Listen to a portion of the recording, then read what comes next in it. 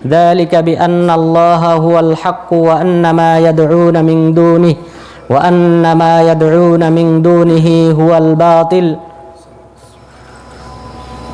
প্রিয় উপস্থিতি, আমরা বিগত সপ্তাহগুলিতে তাওহীদে উলুহিয়া, তাওহীদুল আসমাই ওয়াস সিফাত সম্পর্কে আলোচনা করেছিলাম, তথা আল্লাহ তাআলাকে তার নামের ব্যাপারে একক বলে জানা এবং তার সিফাতের ব্যাপারে একক বলে জানা। তো আল্লাহ তাআলার নাম হিসেবে আমরা উল্লেখ করেছিলাম 109টি নাম নিয়ে আমরা আলোচনা করেছিলাম। এরপর পরবর্তীতে আমরা আলোচনা করেছিলাম আল্লাহ তাআলার যে সিফাত রয়েছে, আল্লাহ তাআলার যে সত্তাগত গুণ রয়েছে, মহান রব্বুল আলামিনের জাত রয়েছে, সত্তা রয়েছে, মহান রব্বুল আলামিনের নাফস সত্তা রয়েছে, এরপর সূরা আকৃতি রয়েছে, মহান রব্বুল আলামিনের ওয়াজ চেহারা রয়েছে, হাত রয়েছে, আঙ্গুল রয়েছে, সাক পেন্ডলি রয়েছে, এরপর কদম রিজিল পা রয়েছে, হাকবুন কোমর রয়েছে এবং সেই সাথে আল্লাহ তাআলার জীবন রয়েছে। এইভাবে আল্লাহ তাআলার যে সকল সিফাত রয়েছে সেই সকল সিফাত নিয়ে আমরা ইতিমধ্যে আলোচনা করেছি। আজকে দ্বিতীয় প্রকার তাওহীদ নিয়ে আলোচনা করব, তা হলো তাওহীদুল উলুহিয়া, তথা আল্লাহ তাআলাকে ইবাদতের ক্ষেত্রে একক বলে জানাকে তাওহীদে উলুহিয়া বলা হয়। অর্থাৎ তাওহীদের মূল আলোচ্য বিষয় হলো আল্লাহ তাআলা। আল্লাহ তাআলা সম্পর্কে আলোচনাকেই তাওহীদ বলা হয়। আকীদা এটা ব্যাপক বিষয়, আকীদার মাঝে আরও অন্যান্য বিষয়ে জড়িত, আল্লাহ তাআলা ছাড়াও অন্যান্য বিষয়, ফেরেশতাদের সম্পর্কে আলোচনা, নবী রাসূলগণের সম্পর্কে আলোচনা, এরপর পরকালের জীবনের প্রতি আলোচনা, এগুলি সব আকীদা সংক্রান্ত। কিন্তু তাওহীদ যদি বলা হয় তাহলে সেটা শুধুমাত্র আল্লাহ তাআলা সম্পর্কে আলোচনা। আল্লাহ তাআলাকে একক বলে জানতে হয় আল্লাহ তাআলার নামের ক্ষেত্রে, সিফাতের ক্ষেত্রে, আল্লাহ তাআলার ইবাদতের ক্ষেত্রে, এবং সেই সাথে আল্লাহ তাআলা যে রব, আসমান জমিন মহাকাশ সব কিছু সৃষ্টিকারী, রিজিকদাতা, লালন পালনকারী, এভাবে আল্লাহ তাআলাকে একক বলে জানাকেই তাওহীদ বলা হয়। তো আজকে দ্বিতীয় প্রকার যে তাওহীদ, তাওহীদে উলুহিয়া, তাওহীদে উলুহিয়ার সংজ্ঞা হলো হুয়া ইফরাদুল্লাহি বিইবাদাতি, আল্লাহ তাআলাকে ইবাদতের ক্ষেত্রে একক বলে জানা। যে প্রকার ইবাদত রয়েছে সকল প্রকার ইবাদত একমাত্র আল্লাহ তাআলার জন্য করতে হবে, কোনো মাখলুকের জন্য করলে সেটা শিরকের অন্তর্ভুক্ত হবে। তাহলে কোনো ব্যক্তি যদি আল্লাহকে বাদ দিয়ে যে কোনো প্রকারের ইবাদত রয়েছে সেই ইবাদতের কোনো এক প্রকার যদি করে থাকে তাহলে সে আল্লাহ তাআলার সাথে শিরিক করবে, আর শিরিককারীর সকল আমল নামা আল্লাহ তাআলা বরবাদ করে দেবেন এবং তার ঠিকানা হলো জাহান্নাম, এবং আল্লাহ তাআলা ওই ব্যক্তির উপর জান্নাতটাকে হারাম করে দেবেন। তো সুতরাং এই তাওহীদে উলুহিয়া এটা সবচেয়ে গুরুত্বপূর্ণ এক প্রকার তাওহীদ। এই ব্যাপারে আমাদেরকে অবশ্যই সতর্কতা অবলম্বন করতে হবে। ইবাদত যত প্রকার রয়েছে সব আল্লাহর জন্য করতে হবে। ইবাদতের উদাহরণ যেমনভাবে দোয়া করা, দোয়াকে বলা হয়েছে মুখুল ইবাদা, ইবাদতের মূল। সুতরাং কোনো কিছু যদি চাইতে হবে একমাত্র আল্লাহ তাআলার কাছে। আমাদের যদি রোগ ব্যাধি হয়, বালা মুসিবত হয়, তাহলে ইহা থেকে মুক্তি পাওয়ার জন্যে, শুশ্রূষা পাওয়ার জন্যে দোয়া করতে হবে একমাত্র আল্লাহ তাআলার কাছে। কোনো মাজারে ছুটে যাওয়া যাবে না, কোনো মাখলুকের কাছে, কোনো পীরের কাছে, কোনো অলির কাছে ছুটে যাওয়া যাবে না। যদি কেউ এই পীর, অলি এবং এইভাবে কোনো মাখলুকের কাছে যদি চায়, শুশ্রূষা কামনা করে, তাহলে সেই ব্যক্তি আল্লাহ তাআলার সাথে শিরিক করলো। ইবাদতের অন্য প্রকার ইবাদত পশু কুরবানি করা, পশু কুরবানি করতে হবে একমাত্র আল্লাহ তাআলার নামে, কোনো মাখলুকের নামে করলে তখন শিরিক হবে। ইবাদতের অন্যতম আরও ইবাদত হলো আল ইস্তেগাসা, সাহায্য কামনা করা। বালা মুসিবতে পড়লে তখন মানুষ আল্লাহ তাআলার নাম উচ্চারণ করবে, আল্লাহ তাআলার কাছে সাহায্য চাইবে। মহান রব্বুল আলামিনের অন্যতম একটি নাম হলো আন নাসির, সাহায্যকারী, মহা সাহায্যকারী। সুতরাং সাহায্য চাইতে হবে একমাত্র আল্লাহ তাআলার কাছে, এটা ইবাদত। কোনো ব্যক্তি যদি বিপদে ইয়া রাসূল আল্লাহ বলে আল্লাহ রাসূলের কাছে সাহায্য চায় তাহলে সে মুশরিক, সে আল্লাহ তাআলার সাথে শিরিক করলো, সে রাসূল সাল্লাল্লাহু আলাইহি ওয়াসাল্লামকে আল্লাহ তাআলার সমকক্ষ মনে করলো। সুতরাং সেই ব্যক্তি মুশরিক, সে চিরস্থায়ী জাহান্নামী। এটা যদি হয় রাসূল সাল্লাল্লাহু আলাইহি ওয়াসাল্লামের ক্ষেত্রে, ফেরেশতাদের ক্ষেত্রে, তাহলে অবশ্যই অন্য যে কোনো মাখলুকের কাছে সাহায্য চাওয়া যাবে না। ইয়া গাউস, ইয়া কুতুব, এরপরে ইয়া আব্দুল কাদের জিলানি, এইভাবে যদি কেউ আহ্বান করে, সাহায্য চায়, সেই ব্যক্তি মুশরিক এবং সে চিরস্থায়ী জাহান্নামী। সুতরাং সাহায্য চাইতে হবে একমাত্র আল্লাহ তাআলার কাছে, এটা ইবাদত। এই ইবাদত আল্লাহ ছাড়া কোনো মাখলুকের জন্য করা যাবে না। এটাই হলো আমাদের আলোচনার মূল পয়েন্ট। তো মহান রব্বুল আলামিন এই তাওহীদ তাওহীদে উলুহিয়াকে সাব্যস্ত করার জন্য, বাস্তবায়ন করার জন্য মহান রব্বুল আলামিন অনেকগুলি পদক্ষেপ গ্রহণ করেছেন। আমি সেই পদক্ষেপের আজকে কয়েকটি পদক্ষেপ নিয়ে আলোচনা করব। প্রথম পদক্ষেপ হলো মহান রব্বুল আলামিন তিনি নিজে ঘোষণা করেছেন তিনি ব্যতীত সত্য কোনো মাবুদ নেই। এই মহাবিশ্বে যে সকল মাখলুকের পূজা করা হয়, তাদের কাছে দোয়া করা হয়, তাদের কাছে ফরিয়াদ করা হয়, সেই সকল মাখলুক হলো বাতিল, ভ্রান্ত। মহান রব্বুল আলামিন বলেন, যালিকা বিআন্নাল্লাহা হুয়াল হক ওয়া আন্না মা ইয়াদউনা মিন দুনিহি হুয়াল বাতিল। এটা এ কারণেই যে মহান রব্বুল আলামিন তিনিই হলেন কেবলমাত্র সত্য মাবুদ, তিনিই হলেন কেবলমাত্র ইবাদত পাওয়ার একমাত্র সত্য মাবুদ। আর অন্য যে সকল মাখলুকের তারা পূজা করে, যে সকল মাখলুকের কাছে তারা দোয়া করে, প্রার্থনা করে, তারা সকলেই হলো বাতিল, ভ্রান্ত। সুতরাং দেবদেবী মূর্তি সহ জাহিলি যুগে কিন্তু মানুষ শুধুমাত্র এই দেবদেবীর পূজা করত না, মানুষ অলিয়া উলিয়াদেরও পূজা করত, মানুষ নবী রাসূলগণের পূজা করত, এরপর ফেরেশতাদের পূজা করত, গাছপালার পূজা করত। সেগুলি ইনশাল্লাহ অন্য একদিন আলোচনা করব। তো সেই জাহিলি যুগে তারা শুধুমাত্র মূর্তির পূজা করত না, বরং সেই সাথে পাশাপাশি নবী রাসূলগণের পূজা করত, অলিয়া উলিয়ার পূজা করত। আল্লাহ তাআলা বলেছেন, ওয়া আন্না মা ইয়াদউনা মিন দুনিহি হুয়াল বাতিল।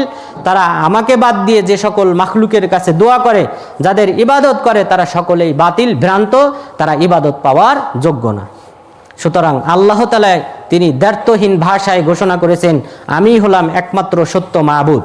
মহান রব্বুল আলামিন এই আয়াতটি সূরা হজ্জের ৬২ এবং সূরা লুকমানের ৩০ নং আয়াতে একই হুবহু শব্দে তিনি ব্যবহার করেছেন। সুতরাং মহান রব্বুল আলামিন ব্যতীত তিনি কোনো সত্য কোনো মাবুদ এই মহাবিশ্বে নেই। সুতরাং আল্লাহ ছাড়া কোনো মাখলুকের পূজা করা যাবে না, কোনো মাখলুকের কাছে দোয়া করা যাবে না, প্রার্থনা করা যাবে না। মহান রব্বুল আলামিন আরও বলেছেন, ফাতাআলাল্লাহুল মালিকুল হক। আল্লাহ তাআলা তিনি হলেন সুমহান, আর তিনিই হলেন একমাত্র সত্য মাবুদ, একমাত্র ইবাদত পাওয়ার যোগ্য সত্য মাবুদ। লা ইলাহা ইল্লাহু, তিনি ব্যতীত সত্য কোনো মাবুদ নেই। সুতরাং মহান রব্বুল আলামিন এই আয়াত স্পষ্টভাবে বলেছেন তিনিই হলেন একমাত্র সত্য মাবুদ, আর অন্যান্য যাদের পূজা করা হয় সেই সকল মাবুদ হলো ভ্রান্ত মাবুদ, অসত্য মাবুদ। সুতরাং অসত্য মাবুদের উপাসনা করা যাবে না, একমাত্র আল্লাহ তাআলার ইবাদত করতে হবে। রাসূল সাল্লাল্লাহু আলাইহি ওয়াসাল্লাম তিনি জাহিলি যুগের একজন কবি, জাহিলি যুগের একজন কবির কথাকে তিনি সত্যায়ন করেছেন। রাসূল সাল্লাল্লাহু আলাইহি ওয়াসাল্লাম বলেছেন, আসদাকু কালিমাতিন ক্বালাহা শায়ের কালিমাতুল আবিদ। যে কবিরা যে সকল কথা বলেছে সেই সকল কথার মধ্যে সবচেয়ে সত্য কথা হলো যে কথাটা বলেছেন লাবিদ বিন রবিয়া আল আমিরি। লাবিদ বিন রবিয়া আল আমিরি তিনি জাহিলি যুগের একজন কবি। সেই কবির কথার প্রশংসা করেছেন রাসূল সাল্লাল্লাহু আলাইহি ওয়াসাল্লাম। তিনি বলেছেন, সবচেয়ে কবিদের মুখ থেকে নিঃসৃত যে সকল বাণী রয়েছে, পংক্তি রয়েছে, কবিতা রয়েছে, কবিতার লাইন রয়েছে, সেই কবিতার লাইনের মধ্যে সবচেয়ে সত্য বাণী হলো যেটা লাবিদ বিন রবিয়া আল আমিরি তিনি বলেছেন। তিনি কি বলেছেন? এটা সহিহ বুখারী এবং মুসলিমের হাদিস। রাসূল সাল্লাল্লাহু আলাইহি ওয়াসাল্লাম বলেছেন, তার কথা ছিল, কুল্লু শাইইন মা খালাল্লাহি বাতিলু। এই মহাবিশ্বে যা কিছু রয়েছে আল্লাহ তাআলা বাদ দিয়ে সকল কিছুই হলো ভ্রান্ত, বাতিল, আর একমাত্র আল্লাহ তাআলা তিনিই হলেন একমাত্র সত্য। তাহলে আল্লাহ তাআলাই হলেন একমাত্র সত্য মাবুদ, আর এই মহাবিশ্বে যে সকল মাবুদ রয়েছে সেই সকল মাবুদ সবগুলি হলো বাতিল, ভ্রান্ত। এই কথা লাবিদ বিন রবিয়া বলেছেন। আর এই জাহিলি যুগের কবির প্রশংসা করে রাসূল সাল্লাল্লাহু আলাইহি ওয়াসাল্লাম তার কথাকে সত্যায়ন করেছেন। আর সেই কথাটা ছিল যে মহাবিশ্বে যা কিছু রয়েছে সব কিছু হলো ভ্রান্ত, একমাত্র আল্লাহ তাআলা তিনিই হলেন সত্য। সুতরাং সত্য মাবুদ একমাত্র আল্লাহ তাআলা, যেটা মহান রব্বুল আলামিন তিনি নিজে ঘোষণা করেছেন, আমাদের নবী সে কথাকে সত্যায়ন করেছেন। এরপর মহান রব্বুল আলামিন দ্বিতীয় যে পদক্ষেপ গ্রহণ করেছেন, অর্থাৎ এই ইবাদতের ক্ষেত্রে, এই তাওহীদে উলুহিয়াতকে প্রতিষ্ঠা করার ক্ষেত্রে, সেটা হলো যে তিনি নিজেকে যেমনভাবে ঘোষণা করেছেন যে তিনিই হলেন একমাত্র সত্য মাবুদ। সুতরাং তিনি যদি সত্য মাবুদ হন তাহলে ইবাদত পাওয়ার যোগ্য একমাত্রই তিনি। রাসূল সাল্লাল্লাহু আলাইহি ওয়াসাল্লাম বলেন, মুআয বিন জাবাল রাদিয়াল্লাহু আনহু তিনি বলেন, কুনতু রিদফান নবী সাল্লাল্লাহু আলাইহি ওয়াসাল্লাম আলা হিমারিন ইকালু লাহু উফাইর, আমি রাসূল সাল্লাল্লাহু আলাইহি ওয়াসাল্লামের পিছনে একটি গাধার পিছনে ছিলাম, যেই গাধার নাম ছিল উফাইর। অর্থাৎ এই গাধার পিঠে রাসূল সাল্লাল্লাহু আলাইহি ওয়াসাল্লাম চড়তেন, উফাইর নামক গাধার পিঠে। এই পিঠে আমি ছিলাম, আমি এর পিছনে ছিলাম। রাসূল সাল্লাল্লাহু আলাইহি ওয়াসাল্লাম আমাকে ডেকে বললেন, ইয়া মুআদ, হাল তাদরি মা হাক্কুল্লাহি আলাল ইবাদ ওয়া মা হাক্কুল ইবাদি আলাল্লাহ, তুমি কি জানো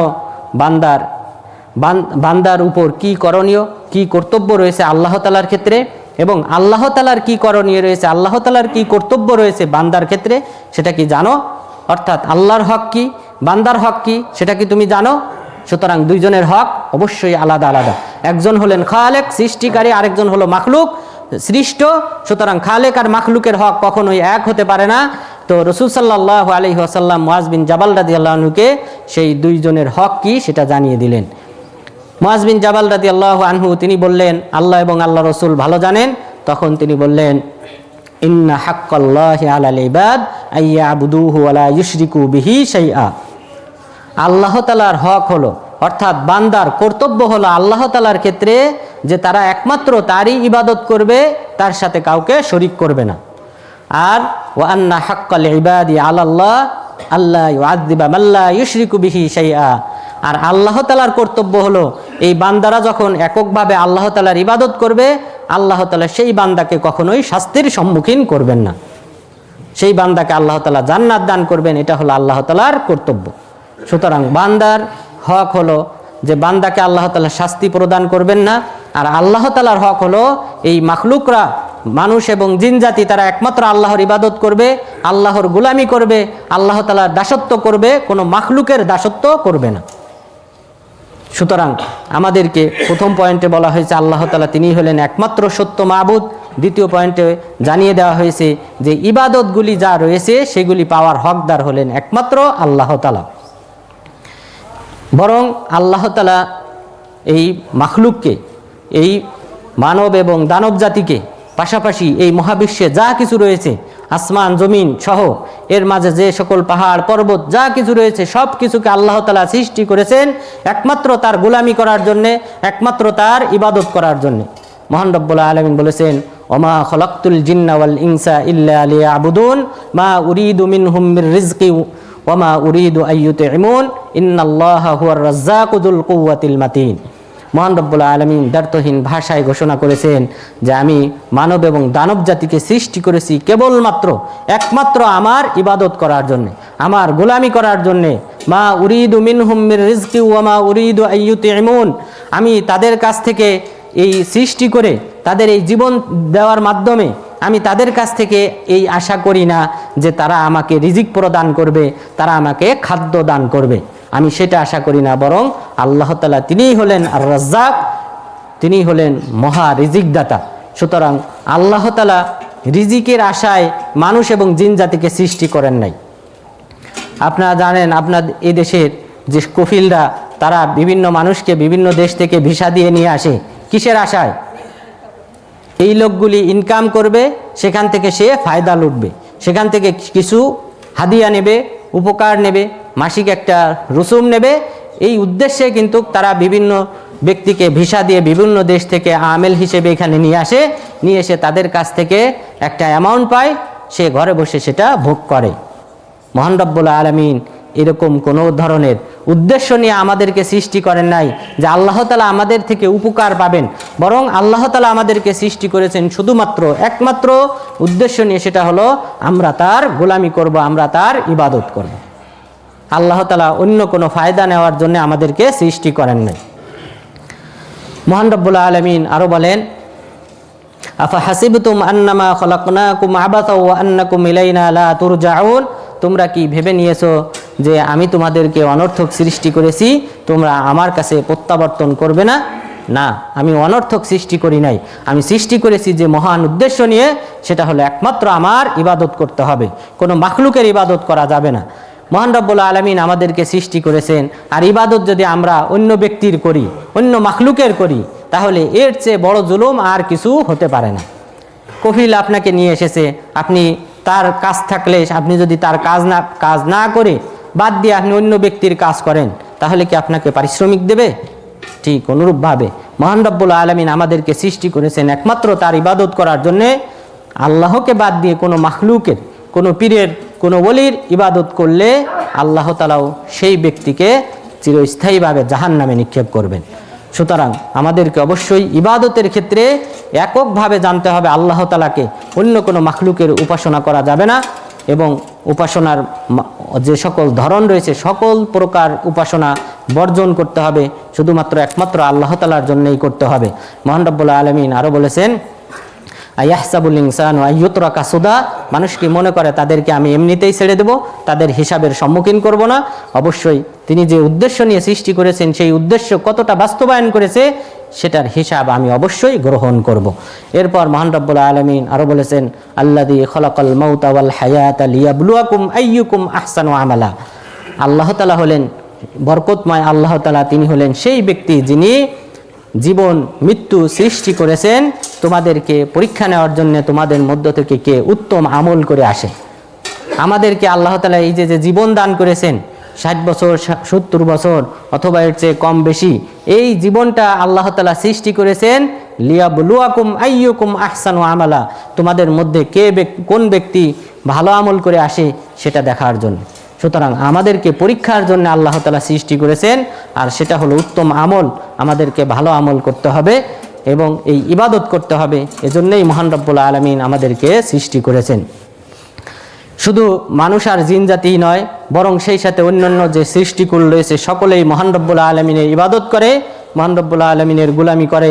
এ সম্পর্কে মহান রব্বুল আলামিন বলেন, তুসাব্বিহু লাহুস সামাওয়াতু সাবউ ওয়াল আরদু ওয়া মান ফীহিন ওয়া ইন মিন শাইইন ইল্লা ইউসাব্বিহু বিহামদিহি ওয়ালাকিন লা তাফকাহুনা তাসবিহাহুম। এই 7 আসমান 7 জমিন সহকারে এ দুভয়ের মাঝে যা কিছু রয়েছে সকলেই মহান আল্লাহর গুণকীর্তন করে, তাসবিহ পাঠ করে। ওয়া ইন মিন শাইইন ইল্লা ইউসাব্বিহু বিহামদিহি, সকল কিছুই এই আসমান জমিনের মাঝে যা কিছু রয়েছে জীব জড় সকলেই আল্লাহ তাআলার প্রশংসা করে, গুণকীর্তন করে, তাসবিহ পাঠ করে, কিন্তু তোমরা তাদের ভাষা বুঝতে পারো না। কুল্লুন কদ আলিমা সলাতাহু ওয়া তাসবিহা, প্রত্যেকে নিজ নিজ ভাষায় সে জানে কিভাবে আল্লাহ তাআলার কাছে প্রার্থনা করতে হবে, কিভাবে আল্লাহ তাআলার তাসবিহ পাঠ করতে হবে, গুণকীর্তন করতে হবে। এটা প্রত্যেক জাতি, প্রত্যেক সৃষ্টিকুল সে স্ব জ্ঞানে জানে যে কিভাবে আল্লাহ তাআলার ইবাদত করতে হবে, কিভাবে আল্লাহ তাআলার তাসবিহ পাঠ করতে হবে। সুতরাং এক পাখির ভাষা আমরা বুঝি না, কিন্তু তারাও আল্লাহ তাআলা গুণকীর্তন করে। জিন জাতির ভাষা আমরা বুঝি না, কিন্তু তারাও আল্লাহ তাআলার ইবাদত করে, গুণকীর্তন করে। পাহাড় পর্বত গাছপালা তরুলতা যা কিছু রয়েছে সকলেই আল্লাহ তাআলার গুণকীর্তন করে, তাসবিহ পাঠ করে, কিন্তু তাদের ভাষা আমরা বুঝি না। মহান রব্বুল আলামিন আরো বলেছেন, আলাম তারা আন্নাল্লাহা ইয়াসজুদু লাহু মান ফিস সামাওয়াতি ওয়া মান ফিল আরদ, আপনি কি দেখেন না যে আসমান জমিনের মাঝে যা কিছু রয়েছে সকলেই আল্লাহ তাআলার জন্য সিজদা করে। ওয়াশ-শামসু ওয়াল কমারু ওয়ান নুজুম ওয়াল জিবালু ওয়াশ শাজারু ওয়াদ দাওয়াবু ওয়া কাসীরুম মিনান নাস, এবং সেই সাথে এই যে সূর্য, এরপরে চন্দ্র, এরপর নক্ষত্ররাজি, পাহাড় পর্বত গাছপালা তরুলতা, এবং পাশাপাশি মানুষের মধ্য থেকে অনেকেই আল্লাহ তাআলার গুণকীর্তন করে, ইবাদত করে। ওয়া কাসীরুন হাক্কা আলাইহিল আযাব, আর মানুষের মধ্য থেকে অনেকের উপর আল্লাহর শাস্তি অবধারিত হয়ে গেছে। অর্থাৎ যারা আল্লাহ তাআলার ইবাদত করবে না, মাখলুকের পূজা করবে, উপাসনা করবে, তাদের উপর শাস্তি অবধারিত।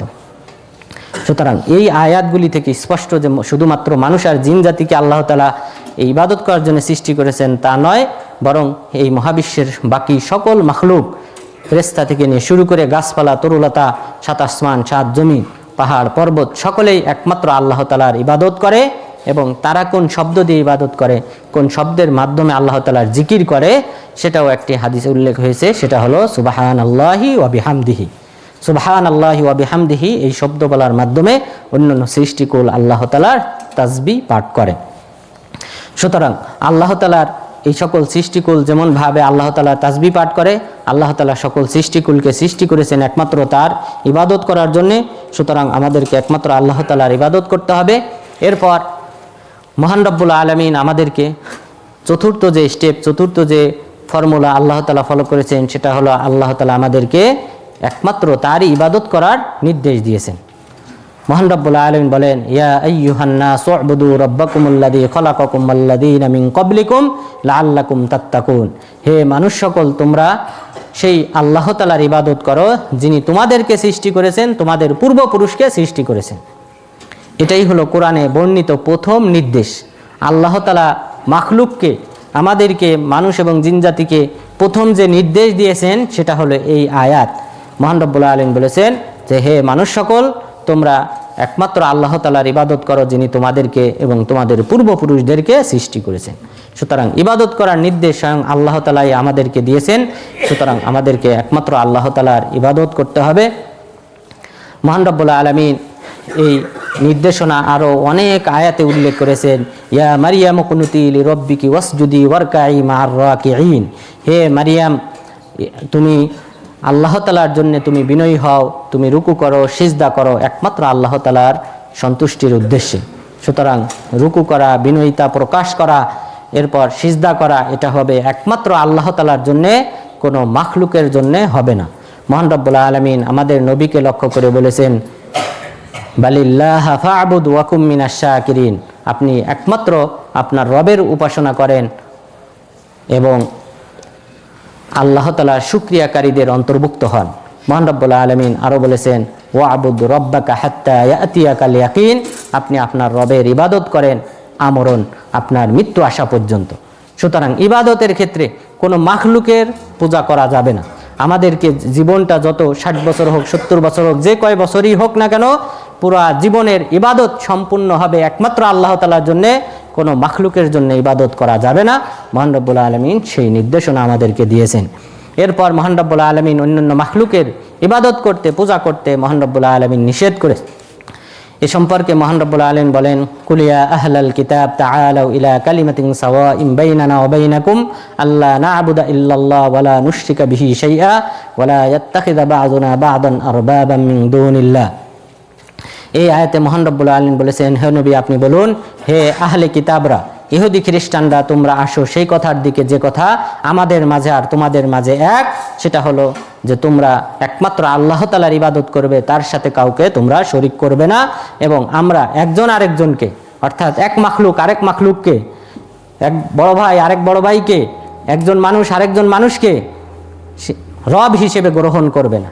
তো যদি কোনো ব্যক্তি পীরকে তার ইবাদতকারী হিসেবে, পীরের পায়ে যদি সিজদা করে, সে তাকে রব হিসেবে গ্রহণ করলো। ইহুদি খ্রিস্টানরা রাসূল সাল্লাল্লাহু আলাইহি সাল্লামের দরবারে এসে বলল, আল্লাহ রাসূল, আমরা তো তাদেরকে রব মনে করি না। বললেন, তারা যদি কোনো নির্দেশ দেয় সেটা কি তোমরা বাস্তবায়ন করো না? বললেন, হ্যাঁ করি। বলছে, সেটাই হলো রব হিসেবে গ্রহণ করে নেওয়া। সুতরাং অন্যায় কাজ, অন্যায় ফাহিশি কাজ, কোরআন হাদিস বিরোধী কাজ যদি কোনো ব্যক্তি করতে বলে, তার সেই কথা যদি কেউ বাস্তবায়ন করে, শ্রদ্ধার সাথে সেটাকে যদি মূল্যায়ন করে, তাহলে সেই ব্যক্তি তাকে রব হিসেবে গ্রহণ করলো। আর মহান রব্বুল আলামিন এতে বলেছেন, তোমরা এরকম কোনো একজন আরেকজনকে রব হিসেবে গ্রহণ করো না।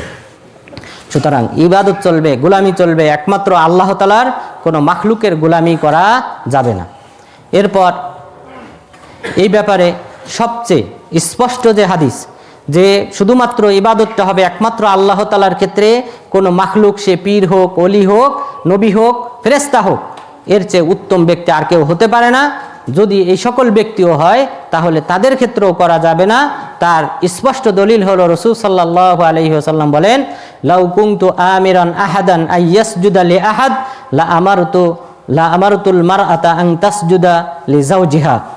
যে আমি যদি কোনো ব্যক্তিকে সিজদা করার নির্দেশ দিতাম, তাহলে সেটা হলো কোনো ব্যক্তির স্ত্রী যিনি তার স্বামীকে সিজদা করবে। হাদিসটা বুঝতে হবে। তিনি বললেন, যদি কোনো ব্যক্তিকে আমি নির্দেশ দিতাম সিজদা দেওয়ার, তাহলে স্ত্রীকে তার স্বামীকে সিজদা করতে বলতাম, কিন্তু সেই নির্দেশনাও আমাদেরকে দেওয়া হয় নাই। অর্থাৎ এটাই হলো একমাত্র ইবাদত, যে ইবাদতটা যদি আমি কোনো মাখলুকের জন্য করতে বলতাম, সেটা হলো সিজদা। আর এই সিজদাটা যদি কোনো ব্যক্তিকে করতে বলতাম, কোনো মাখলুকের জন্য করতে বলতাম, তাহলে সেটা করতে বলতাম স্বামীকে যেন তার স্ত্রী সিজদা করে। কিন্তু সেই নির্দেশনাও যেহেতু আমাদেরকে দেওয়া হয় নাই, তাহলে অন্য যত ধরনের ইবাদত রয়েছে, কোনো ধরনের ইবাদতই কোনো মাখলুকের জন্য করা যাবে না। এই কথাটি রাসূল সাল্লাল্লাহু আলাইহি ওয়াসাল্লাম কয়েকটি প্রেক্ষাপটে বলেছিলেন, যেটা অনেক কয়েকটি ঘটনাকে নির্দেশ করে। তার মধ্যে একটি ঘটনা হলো, আর এই আবু হুরায়রা রাদিয়াল্লাহু আনহু তিনি বলেন রাসূল সাল্লাল্লাহু আলাইহি ওয়াসাল্লাম আনসারদের একটা বাগানে প্রবেশ করলেন। বাগানে প্রবেশ করার পর তিনি দুটি উটকে দেখতে পেলেন যারা ছিল উদ্যত এবং তারা চিৎকার করতেছিল, দুইজন মারামারি করতেছিল, চিৎকার করতেছিল। এদের কাছে তিনি ওই বাগানে গেলেন।